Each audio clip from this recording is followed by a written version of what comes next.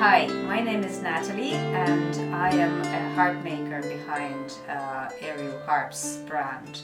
I specialize in historical harps mostly, and I got interested in them a long time ago. And then I got trained as a harp maker and I was in training for 7 years, and after that I started my own brand, and I've been at it for 15 years now. And today I'm going to show you just what is so special about the early Irish harps and historical harps in general, because they're very different from modern harps. Old Irish harps were very special instruments, and I've been fascinated with them for many years. And one of the things which I've been fascinated about is that they didn't use any glue in them at all. So the whole instrument is held together just by mortise and tenon joints. So like this one, you can see it here. And also they were really lavishly decorated. At least those that reached us. We don't have any extant instruments that are not gorgeous looking, but maybe they were there. So the way they were made was that they had four sections, actually 4 parts. So which is harmonic curve, as you can see it, and this is the pillar, and this was joined like this, and also there is a sound box. That's the sound box. And the sound box was covered by the back plate like this.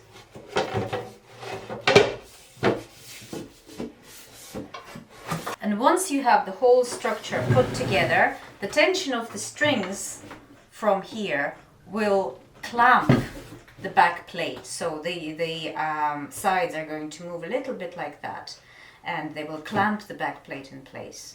So this was like a magic of medieval engineering, a miracle as far as I'm concerned. Also, those harps were decorated with some metal work, but it wasn't just decoration, it was also functional. So there were these beautiful horseshoes that were cast to protect the timber of the sound box from strings biting into the wood itself. So you can see this is how they were working. So the string would go from here up to here, and the horseshoe would protect it from this.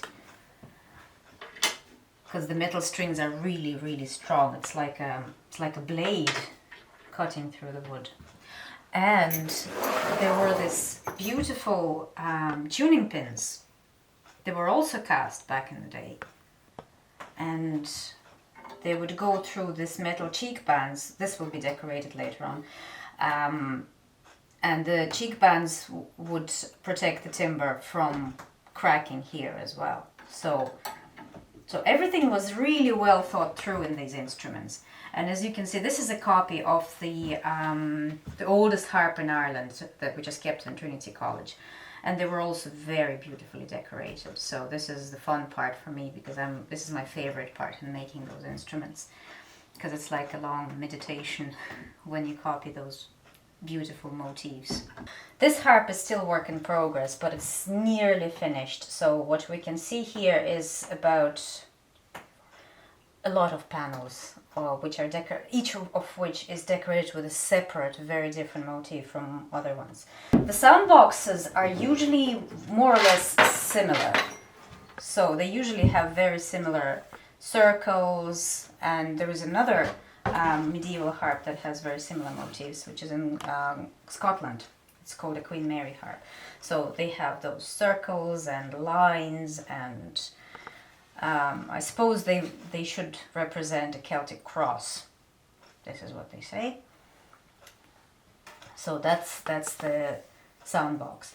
And you can see these in this kind of similar carvings on medieval stones as well. Now, the pillars are usually quite different, and you can see how intricate the decoration was, because they're all quite different. Each panel is slightly different from another one.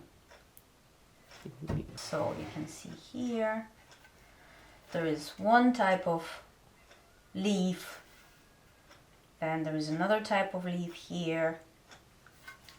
There is a third type of foliage, of some sort of foliage, and the fourth one here.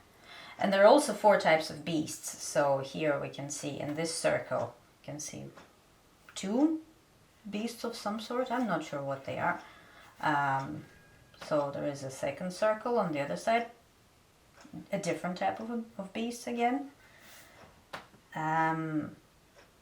These probably are wolves in the bottom, and some strange hunchbacked beasts here. And also the back is decorated with this very unusual motif. And the original harp also has some pigments here. So this will eventually have some pigments as well. There is also neck. The neck is not completely finished on this harp, but it's nearly there. So this is purely geometrical, and so this is how it looks on one side, and this is how it will look on the other side, but it's not finished, so it's work in progress. I also make Continental harps of roughly the same period, and it's very interesting to look at their similarities and differences. So this is the example of the Continental Gothic harp. It's called Nuremberg harp, and the way it was made, actually this is its sister harp, which hasn't been finished yet. So, and the way they were made was quite similar, because they also had those mortise and tenon joints, like on the Irish harps. So this is how it would go. There would be a mortise here, and it would go inside here, like that. And the same in the bottom. This is how the sound box was made. So it was curved from both sides, this particular one, and it was carved from the inside as well. And then, unlike the Irish harp, Continental harps were glued, and so they were glued with animal glue. And this is the section where they were glued. So this is how they would be glued. And the tension on these strings is much, much lower than on the Irish harp. And the sound is very different as well. But the construction is vaguely similar. So there's a lot of carving involved. There isn't a single straight line on this harps either. So there is a lot of curves, and you have to carve out here and smooth it, and the same here. And the same here. It's all has to be done by hand. And now let's look at the samples of harps I make.